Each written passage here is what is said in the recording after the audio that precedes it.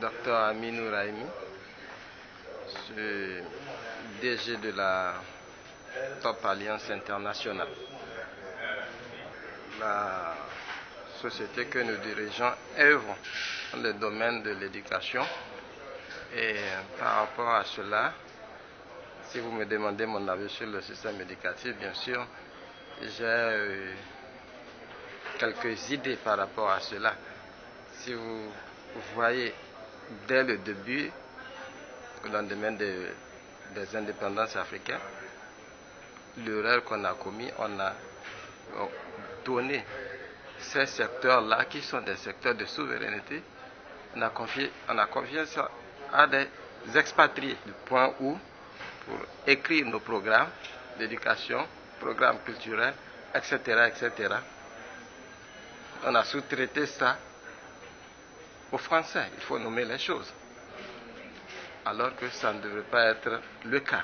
On devrait nous-mêmes, n'est-ce pas, c'est la preuve de notre souveraineté, écrire nos programmes, faire des choses qui correspondent à nos besoins. Et ce qui fait que quand vous visitez, je suis choqué, dépassé, écœuré, qu'après 60 ans d'indépendance, on a encore des fonctionnaires expatriés dans des ministères de l'éducation nationale qui essaient de nous orienter ou bien d'écrire nos programmes pour nous.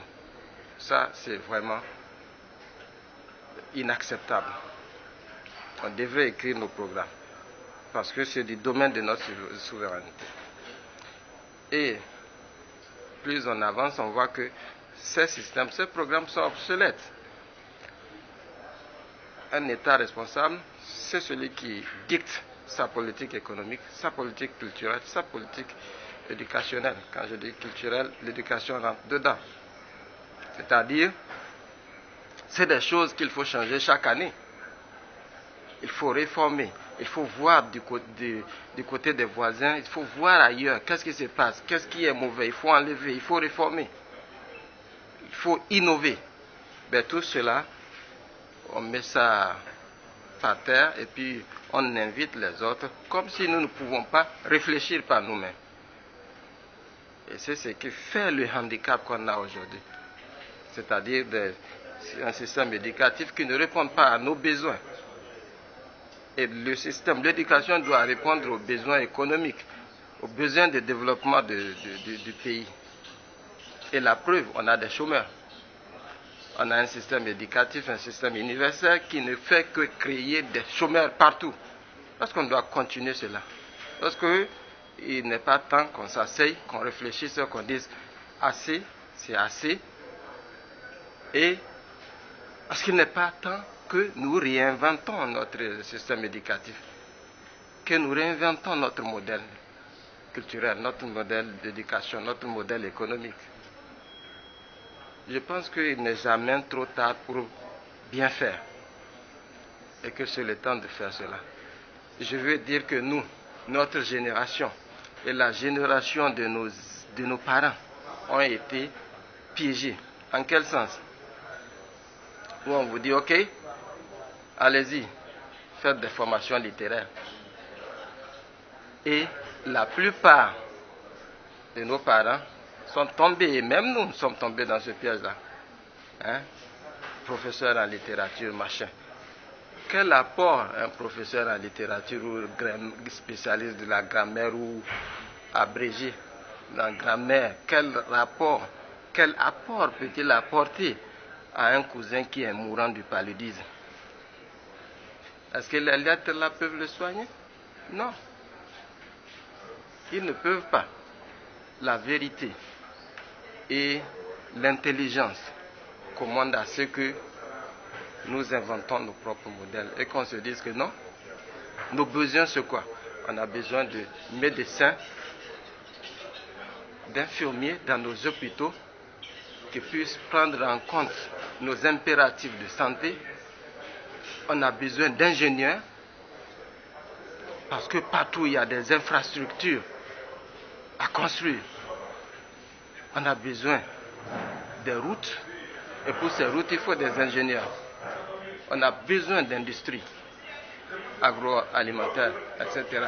Et ces industries aussi il y a un besoin d'ingénieurs à former et aussi de techniciens qui puissent être employés dans des industries qu'on va créer.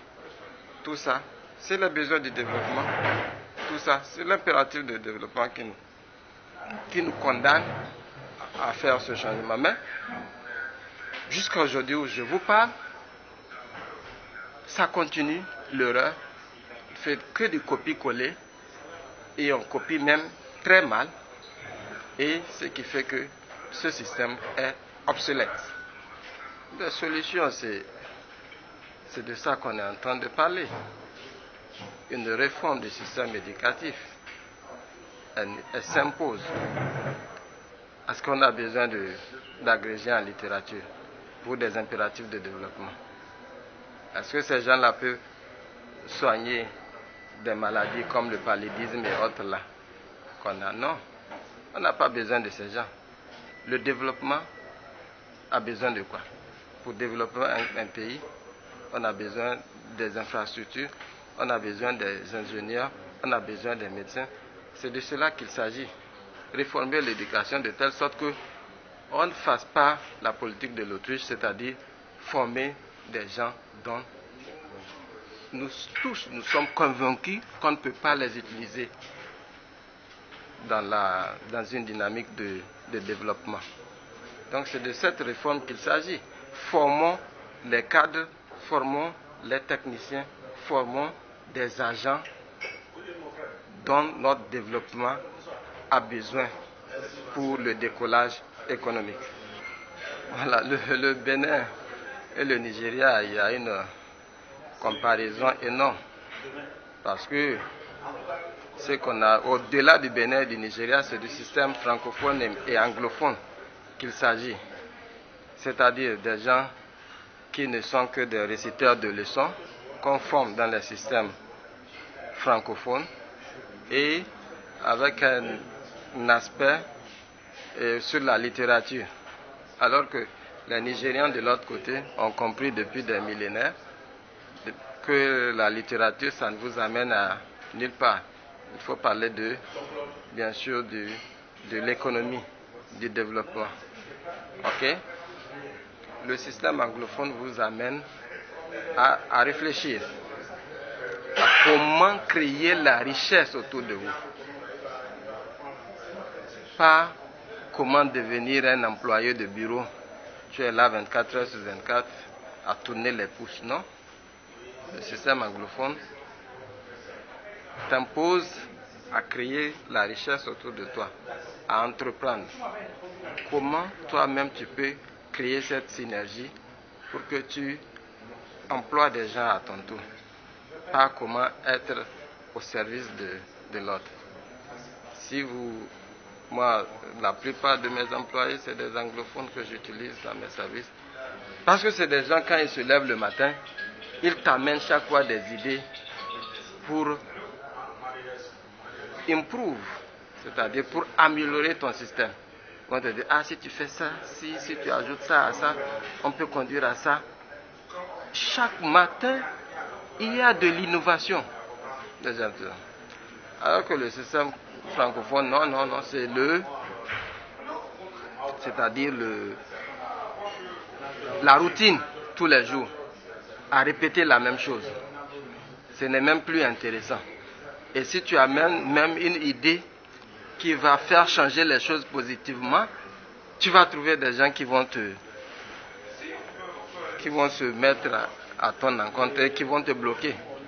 Bon, ce n'est pas de leur faute, ils ont été formés dans cette direction, à n'accepter aucun changement, alors que la vie même est changement. Tant qu'il n'y a pas de changement, il n'y a pas d'évolution. Donc c'est cela. Et je veux conseiller à tous les jeunes Africains de faire l'effort pour avoir des formations anglo-saxonnes, des formations en anglais. Ça leur permet d'être en avance. Parce que je ne comprends pas. Même les Français essaient d'immigrer vers le système anglophone parce qu'ils voient que ça ne donne rien. Parce que vous voyez, quand on est à des rencontres internationales ou bien à des sommets, vous allez voir que les cadres français ou bien les dirigeants français, ils essaient de parler anglais. Parce que la francophonie a montré ses limites et que c'est une langue décadente, que même en France, elle n'est pas aussi populaire. Vous vous souviendrez que même des présidents tels que Sarkozy, l'ancien président, et puis l'actuel président, Macron, quand il y a des sommités, des rencontres internationales, ils s'expriment en anglais, parce qu'ils se sentent mieux. Et la production de la science, les livres, les plus grands documents qui ont un impact sur la vie, c'est en anglais que ça s'écrit. Donc, je veux, moi quand j'avais eu mon bac, c'est sur un conseil d'un sage, un grand frère, que j'avais embrassé le système anglo-saxon, que j'ai fait tout mon cursus là-bas. Et aujourd'hui, je ne regrette pas. Et c'est ainsi que j'appelle, vous voyagez dans n'importe quel pays, vous allez voir que c'est l'anglais qui est fait. Donc je vais inviter nos jeunes, n'est-ce pas, à faire de sorte qu'ils aient des cursus de formation dans des universités anglo-saxonnes. Et voilà. Mon mot pour conclure l'entretien, c'est que les Africains doivent se réveiller. Ils sont déjà très en retard. Quand nous avons parlé de l'éducation, l'économie contrôle tout ça là. Cela veut dire que quoi? On a vraiment besoin de revoir notre système économique, c'est-à-dire l'économie, on doit d'abord nous baser sur l'autosuffisance alimentaire, c'est-à-dire comment nous nourrir. Ça fait honte. Au XXIe siècle, on dit que les Africains, ayant les terres les plus fertiles au monde, ayant les environnements les plus favorables au monde, qu'on dise que non, c'est l'Ukraine qui doit nous nourrir. Maintenant, il y a la guerre en Ukraine et c'est l'Afrique qui ressent la faim. Ça fait honte. Où sont passées nos terres fertiles? Où est passée la pluie qui tombe 24 heures sur 24 dans plusieurs pays? Cela veut dire que... Et cela, le même coup que les gens là nous ont piégés en matière de l'éducation en disant que non, on faisait la littérature, non, machin. Ce même coup aussi nous aide, ce même décor nous a planté dans le domaine économique. Parce que au lendemain des indépendances, ils étaient venus, ils avaient dit non, dans les pays comme la Côte d'Ivoire, non, faites le café, le cacao, machin, et puis voilà, des pays comme le Bénin, non, continuez le coton, machin. Maintenant, on fait le café, le cacao, le coton, machin. Est-ce que ça arrive à nous nourrir? On n'arrive pas à faire l'autosuffisance alimentaire. Et de deux, on ne profite pas de ce café cacao parce que c'est même très stupide. Un blanc va venir, va te dire que non, chez toi là, tu n'as pas besoin de faire le mil, le maïs, etc., le sorgho, faire le café, le cacao. Et à la fin, toi, tu ne te nourris pas de ce cacao, ça ne te profite pas. Lui, il vient, il achète, il va dans ses industries, s'il achète ça à 100 francs, ils vont revendre ça à 1000 francs. Et en même temps, vos planteurs ne sont pas bien payés à la fin. Mais qui est perdant? Et à la fin, on a faim. On n'arrive pas à nous nourrir. Alors que les terres fertiles qu'on a sur le continent africain peuvent nourrir le monde. Il suffit qu'on soit un peu sérieux et intelligent. C'est de la bêtise humaine. Donc je demande aux Africains, revoir cette économie. On doit faire de la transformation locale, faire de la valeur ajoutée par rapport à ce que nous produisons ici. Et la première priorité, c'est l'autosuffisance alimentaire d'abord. Ensuite, la transformation des produits qu'on est en train de faire sur place pour faire la valeur ajoutée et ça va participer à l'industrialisation du continent africain. Voilà.